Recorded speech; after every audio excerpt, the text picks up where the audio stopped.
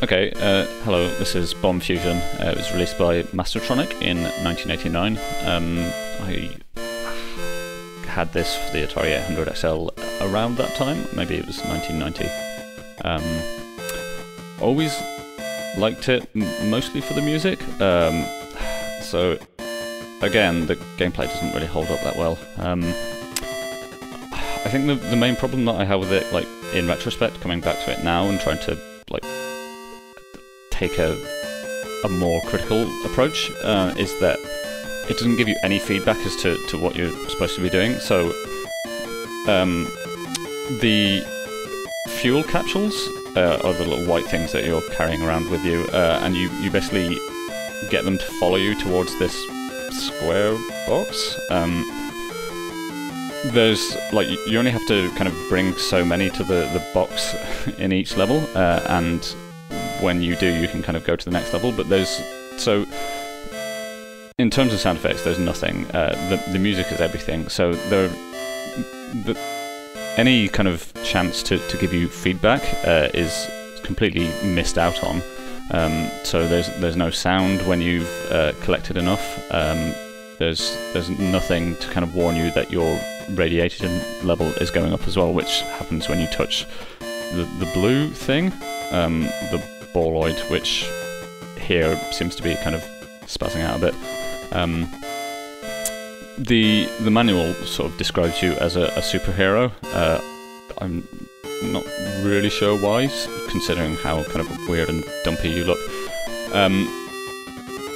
So other kind of mechanics that get in your way are the bombs that you need to defuse, otherwise your kind of radioactivity level goes up. The radiation level gets wiped at the start of every level, so you can sort of take a couple of hits if it means getting out of here quicker. So yeah, or you can kind of screw it up like that. Yeah, I don't know, there's not really a lot to it in terms of what you're doing from one level to the next. Like the bomb countdown gets quicker, so that becomes more of a chore to kind of like go to the other side of the screen to defuse a bomb. If you touch the boloid, you tend to lose all of the fuel capsules that you're carrying around. I say tend to because it's not 100% guaranteed that this will happen. Yeah, mostly what is good about this game still is the music, and it never stops, so it gets a bit repetitive. But yeah, from one level to the next, there's not much in the way of like new challenge. The positioning of the bombs and the platforms always feels kind of arbitrary. Like there's no great design to it.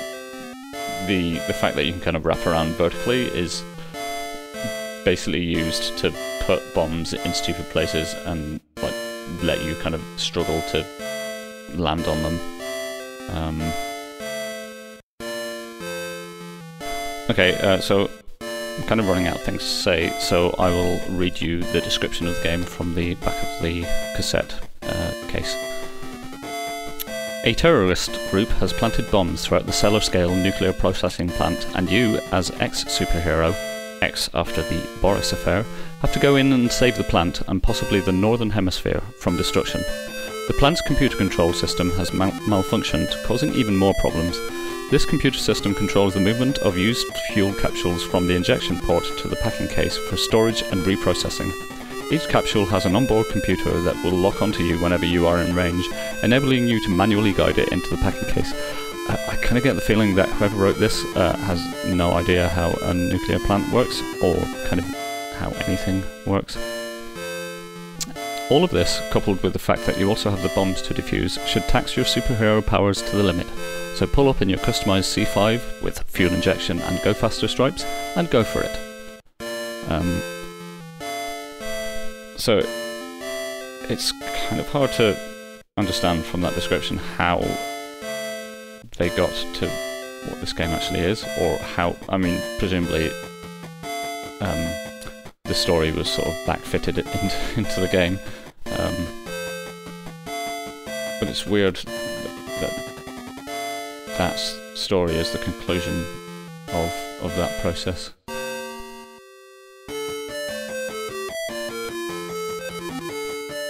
Yeah, I'm still only in it for the music, really.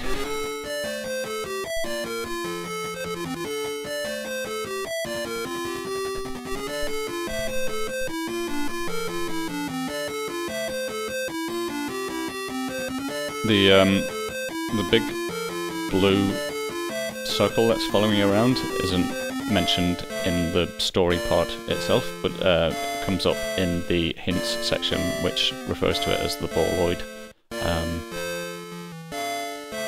I don't know kind of like canonically what it's supposed to be.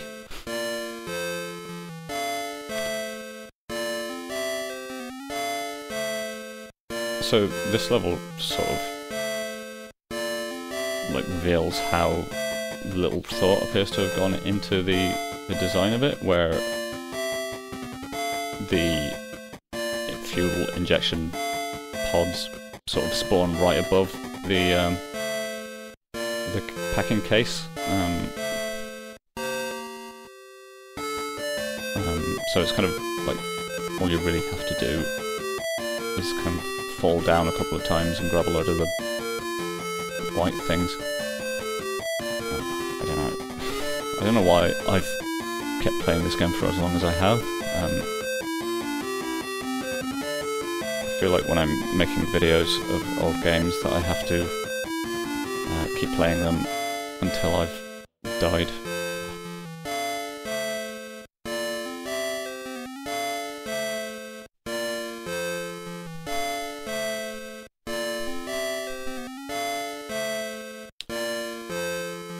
I always thought that the car that you ride from one power plant to the next in was always less kind of exotic than the story made it sound. But like now I know that it's supposed to be a Sinclair C5, which is a kind of weird, dumpy, ridiculous car. So it sort of makes sense. I think I'm probably going to get killed in this level.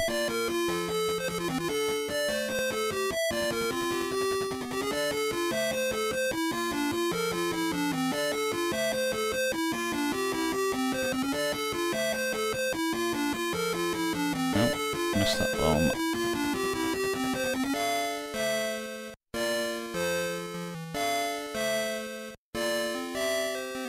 There you go. Okay, that's the end of that. Thanks for watching it.